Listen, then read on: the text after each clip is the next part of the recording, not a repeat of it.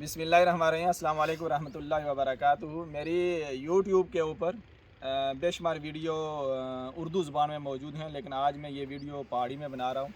मैंने अपना विजन इसलिए तब्दील किया है कि हमारे लोग, आज़ाद कश्मीर के लोग, अपनी मादरी ज़ुबान को भूलते जा रहे हैं। इसलिए मैं ये चाह रहा हूँ कि लोगों को वापस उनकी मादरी ज़ुबान की तरफ लाया जाए।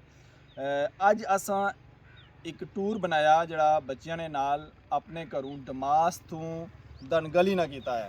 इन्होंने बच्चों ने भी बड़ी ख्वाहिश सी कि असां दनगली तक अज ने इस दिन की वसातत नाल मैं सारे जड़े माँ ते प्यो है उन्होंने एक गल जड़ी है ना वो मिन्नत करना, गुजारिश करना कि तुसां अपने बच्चों नाल ज़रूर किधरे ना किधरे सैर करने वास्ते जाओ।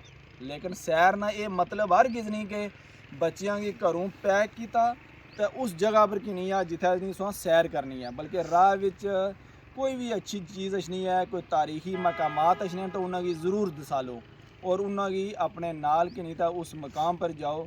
बल्कि अगर तुम बहुत दूर ना टूर करने हो तो उसने वास्ते 1 या 2 दिन रखो, रस्ते स्टे करने जाओ ताकि बच्चे भी ना थकन और बच्चे बोर भी ना होन। एक गल याद रखो कि जिस तरह अस समझने हैं कि बच्चे की स्कूल भेजना ज़रूरी है क्योंकि स्कूल वाली किताबां वो पढ़े, इस तरह ये जी सैर होनी है इसलिए बच्चा बेशुमार चीज़ां सीखना है।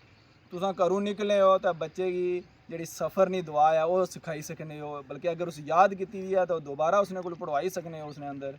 फिर बच्चे की अगर आखी सकने हो कि घरों निकले जी दुआ है वो तू पढ़। राह तुस अछने हो जिस तरह अस अज आए हैं एक मछली ना ये टूर से असें मछली खानी सी तो बच्चों की असें पूछा कि जेडे मछली वाले पैगंबर है उन्होंने वाकया क्या है। तो सारे बच्चों की जिन्हें पता सी जिन्हें नहीं सी पता उन्हें दसिया और इन्होंने सारे बच्चे जो तकने हो पे इन्हें वो दुआ भी याद की है, ला इलाहा इल्ला अंता सुबहानका इन्नी कुन्तु मिनज़ ज़ालिमीन। इस तरह तुस एक गल ये भी याद रखो कि जेडे माँ ते प्यो होने उन्होंने बड़ी जिम्मेदारी ये भी होनी है कि वह बच्चों ने नाल वक्त गुजारन।